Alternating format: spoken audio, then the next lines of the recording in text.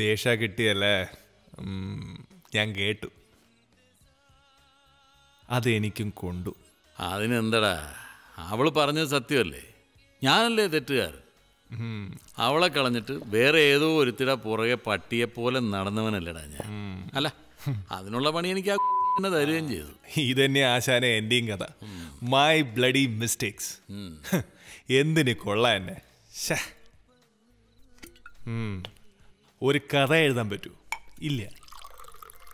പ്രേമിച്ച് കെട്ടിയ ഭാര്യയെ മര്യാദയ്ക്ക് നോക്കാൻ പറ്റുമോ? അതും ഇല്ല. പപ്പേട്ടൻ പറഞ്ഞ എന്ത് ശരിയാ? സ്വന്തം ഭാര്യയുടെ സൗന്ദര്യം ആസ്വദിക്കണമെങ്കിൽ അയൽവക്കക്കാരന്റെ ജനലിലൂടെ നോക്കണം. ചേട്ടാ, അവളുടെ വില ഞാൻ മനസ്സിലാക്കിയില്ല. അതെങ്ങനെയാ? നിങ്ങളൊക്കെ കണ്ടല്ലേ നമ്മൾ പഠിക്കുന്നു. എടാ, ഈ ലോകം കണ്ട ഏറ്റവും വലിയ അലവലാതിയായി എന്നെ കണ്ടു പഠിക്കാൻ നിനക്ക് നാണമില്ലടാ. ഇനിയിപ്പോ നാണോ മാനോ ഒക്കെ നോക്കിയിട്ട് വല്ല കാര്യമുണ്ടോ? എല്ലാം പോയില്ലേ? പോട്ടറാ, എല്ലാരും പോട്ടെ.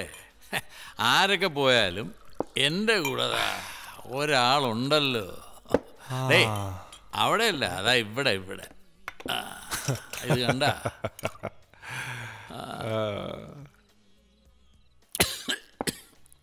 കണ്ട ആശ്വസിപ്പിക്കണ കണ്ട. എടാ, അവള് പറഞ്ഞ നീ കൂടെ കേട്ടതല്ലേ? പുരുഷനേക്കാൾ 10 മടങ്ങ് വികാരം ഉണ്ടത്രേ സ്ത്രീക്ക്. ഞാൻ വീട്ടിൽ പോകുമ്പോ ഇതൊന്നും കണ്ടിട്ടില്ല. അത് ശരിയാ. നിനക്കെങ്ങനെയാ വീട്ടിൽ പോകുമ്പോ ഈ സ്ത്രീയുടെ വികാരം കണ്ടിട്ടുണ്ടോ നീ? ഒരു കുഴപ്പമില്ല. അത് നമുക്കിന്ന് എന്റെ കാറിൽ പോവാം. അതൊന്നും വേണ്ട, ഞാൻ പോയിക്കോളാം. ഞാൻ പോയിക്കോളാന്നേ. കേരള ഞാൻ എന്റെ വണ്ടി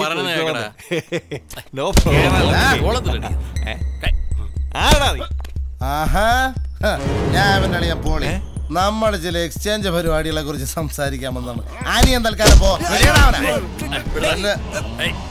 ഒരു ടിവിയും ഫ്രിഡ്ജ് മേടിച്ചു തന്നാടാ നീ എന്റെ പെങ്ങളെ പിടിച്ച് വീട്ടിന്റെ വെളിയിലാക്കിയത്.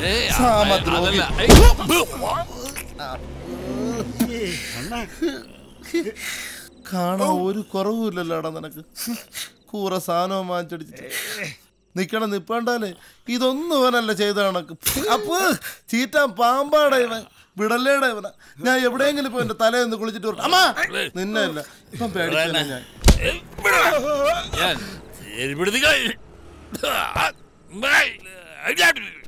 നടന്നിട്ട് എത്തണതുമില്ല, പുല്ലെല്ലാം കൂടെ ഒട്ടിപ്പിടിച്ചു. ഇതിന്റെ നാറ്റോ. എന്തോന്നടേ ഇത്? ഞാൻ പല കുടിയന്മാരെയും കണ്ടിട്ടുണ്ട്. ആകാശത്തോക്കി വാള് വെക്കണ ഇത് ആദ്യമായിട്ടാണേ കാണുന്നത്. ഇപ്പം കണ്ടല്ല ഒരു ഉമ്മാർട്ടാ ഒരു പൈലറ്റ് ടേപ്പ് കണ്ട കളിക്കണ തെണ്ടി.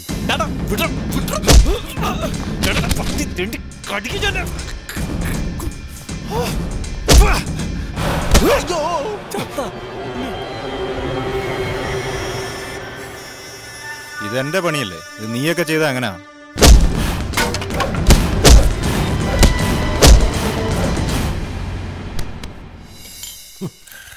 തൽക്കാലം ഇത് മതി.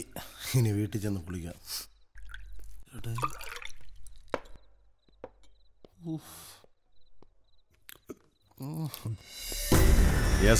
നിങ്ങൾ ഇതിൽ ഇടപെടരുത്. ഓടാ, ഓളിയെണ്ണ അകത്തുണ്ട്. ഓടാ പോടാ. കിട്ടുമ്പോ അറിയാം. ഭൂമി സ്വല്പ നേരം ഒന്ന് കറങ്ങാതി. അണ്ണാ, ഞാൻ കൊണ്ട് വിടണോ? വേണ്ട. എന്നാ പിന്നെ ഞാൻ പൊക്കോട്ടെ അണ്ണാ.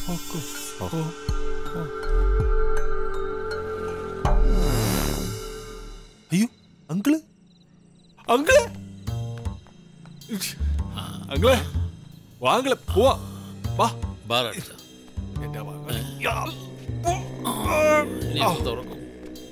ഒരു കുഴപ്പമില്ല, നീ വിട്. വാങ്ങളെ. എനിക്ക് ഒരു കുഴപ്പമില്ല. വേണ്ട, നീ വണ്ടി കയറി. ഞാൻ ഓടിക്കാം. അപ്പുറത്ത് പോയി കയറ പ്ലീസ്.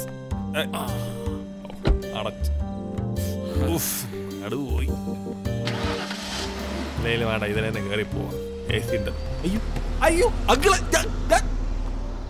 ഞാൻ കേറില്ല. വായ.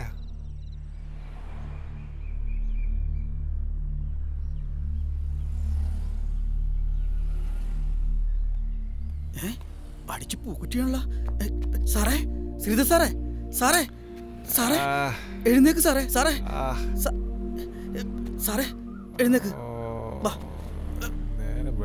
എഴുന്നേക്ക് സാറേ.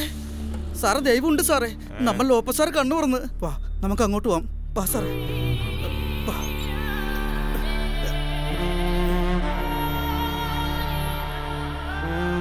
സാറേ, ദേ സാറിന് ഞാനൊരു സർപ്രൈസ് കൊടുത്തിട്ടുണ്ട്.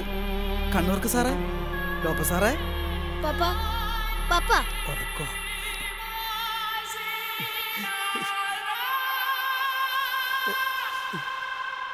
എന്നാ ഞാൻ ചായ മേടിച്ചിട്ട് വരാം. ഓ ആയിക്കോട്ടെ.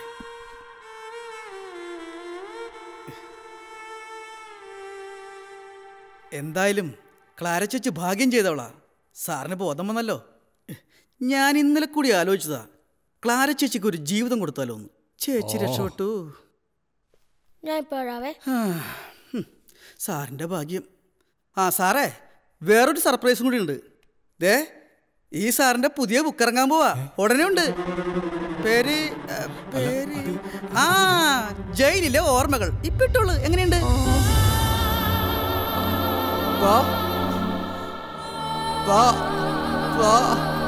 താന്ന് പറയണ പപ്സായിരിക്കോ?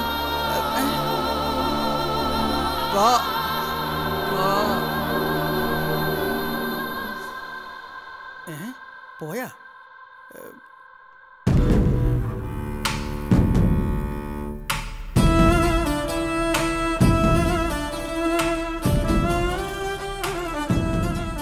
ലോപ്പസ് പറഞ്ഞ ആ തായുടെ അർത്ഥം അത് ശ്രീധരന് മാത്രം മനസ്സിലായി.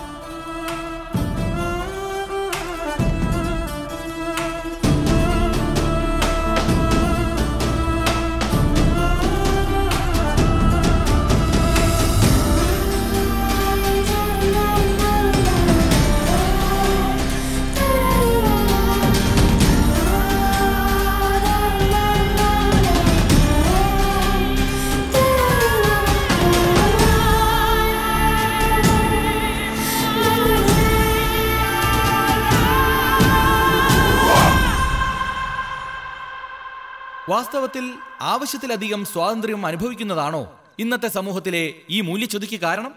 ആ അമിത സ്വാതന്ത്ര്യമാണോ നമ്മളെ വലിയ തെറ്റുകളിലേക്ക് നയിക്കുന്നത്? ഒരു കുറ്റവാളിയുടെ കണ്ണിലൂടെ ഈ ചോദ്യങ്ങൾക്ക് ഉത്തരം തേടുകയാണ് കഥാകാരൻ ജയിലിലെ ഓർമ്മകൾ എന്ന ഈ പുസ്തകത്തിലൂടെ.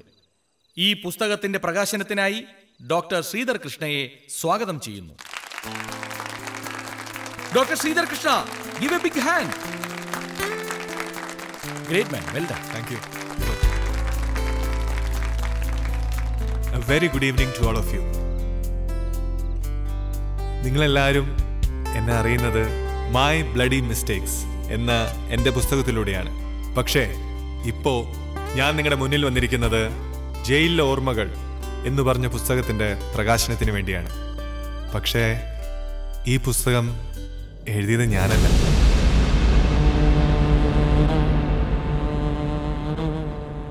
ഈ പുസ്തകത്തിന്റെ ശരിക്കുള്ള ഉപജ്ഞാതാവ് ഇന്ന് നമ്മുടെ ഒപ്പമുണ്ട്.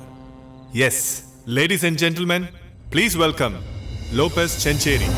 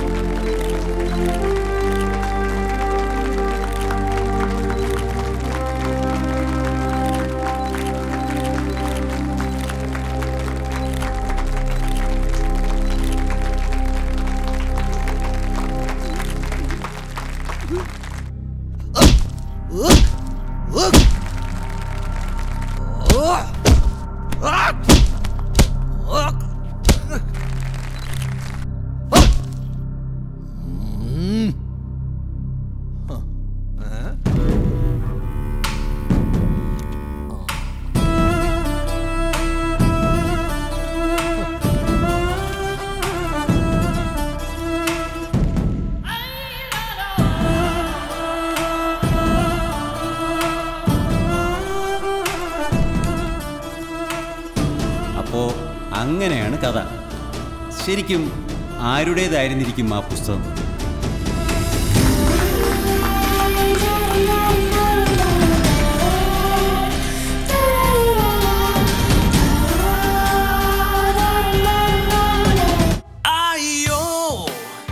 വിഷാദമേഘമായി പൊഴിയാൻ വെമ്പി വെമ്പി മാനസം. അയ്യോ മുറിഞ്ഞ പട്ടമായി അലയും നീരി നീരി ജീവിതം.